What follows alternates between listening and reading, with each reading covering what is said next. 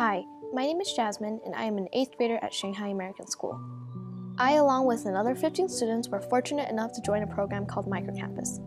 Under the guidance of 2 teachers, on March 9, 2019, I arrived in a small village called Xizhou that is located in the Yunnan province. We were introduced a list of inquiry topics that we would be studying for 28 days during the time we spent in Xizhou. I chose to study embroidery almost immediately.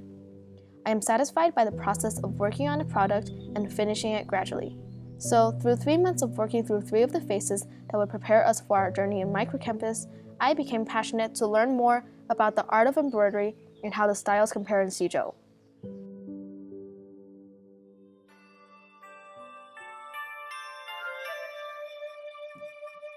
On my second week into Microcampus, I started wondering what I want to make out of these 28 days.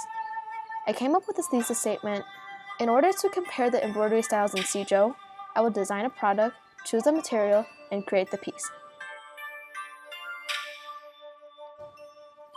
First, I had to design the piece I was going to produce. I got inspiration for my work by visiting my favorite place, Happy Embroidery. In there are 2 large gallery rooms full of fine embroidered work that is done by the employees who work there. Some artwork takes days to finish, while some takes months and even years to complete. Suit embroidery is a traditional embroidery style originated in Suzhou. By looking at those artworks done in suit embroidery style, I have a better sense of the key elements of that style and the common colors it uses. The same applies to Bai embroidery styles, as I cross the streets of Xizhou and have short, meaningful conversations with the local elders about their knowledge in Bai embroidery. Bai embroidery is a local type of embroidery unique to the Bai ethnic minority tribe in Xizhou. After knowing a bit about both of these styles, I decided to make a planning page in my notebook. I recorded all my thoughts and different design options in it. This is what it looks like. Finally, I came up with the conclusion of comparing the 2 contrasting styles in the shape of the Chinese traditional yin-yang pattern.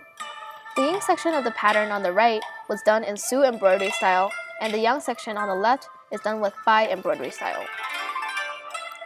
Because of time constraints, I decided to use a turquoise linen cloth so I wouldn't have to sew in the background that has to be green. Even though it was tempting to use a jasmine flower, the main object in the design is still a lotus flower. After observing the different styles, I noticed that one similarity between the 2 is that they both have the lotus. This is why my final design has the lotus as the main focus and not the jasmine flower, while having it be different colors on each side of the yin and yang pattern.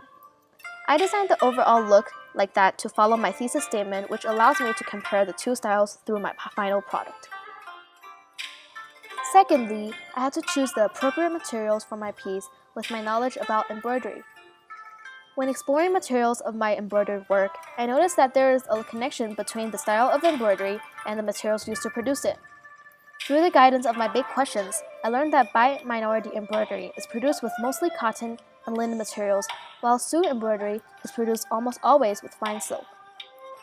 Looking back at my design, I decided to compromise the 2 so that both aspects of Bai and suit embroidery is used. For the background, I used a turquoise linen fabric, and to sew, I used the fine silk that was produced by Happy Embroidery. Knowing what type of fiber I was going to use, I also had to pick the appropriate colors for my piece. After careful consideration by looking at the information I found in Phase 3, I decided to have a pinker shade on the yang side and a more yellow shade on the yin side.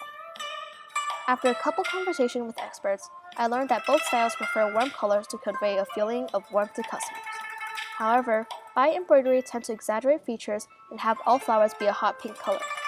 This is why I decided to have Bai embroidery be represented through pink and suit embroidery in yellow. By choosing these materials, it would be easier for me to compare the 2 in a more exaggerated manner. Finally, I had to make the actual piece of embroidery. I moved on to the most time-consuming part of the process, producing the product. An average 10 by 10 cm suit embroidery piece can take up to months to complete. So after communicating with Happy Embroidery workers, we came to a conclusion that the piece should be no longer than 3 by 3 centimeters if I would only have 2 hours to work on it. This is why I decided to use half of a silk strand so it wouldn't be as time-consuming. Speaking about technique, I learned many ways that could help me complete my work efficiently and proficiently. The most important aspect of embroidery is the idea of consistency. First, one would have to pull each strand with the same exact strength so the fabric wouldn't be wrinkled. Second, each length of a stitch has to follow the same pattern of short, long, like this. If this is not done, then each layer would be obvious when embroidering, and instead of it looking like a whole piece, the product would look disconnected. Finally, by doing all of the above, I have finally created a piece of embroidery after 3 hours of work that includes designing, choosing the material, and producing the piece I designed myself. I believe that the piece truly reflects all my research during my time spent in Microcampus.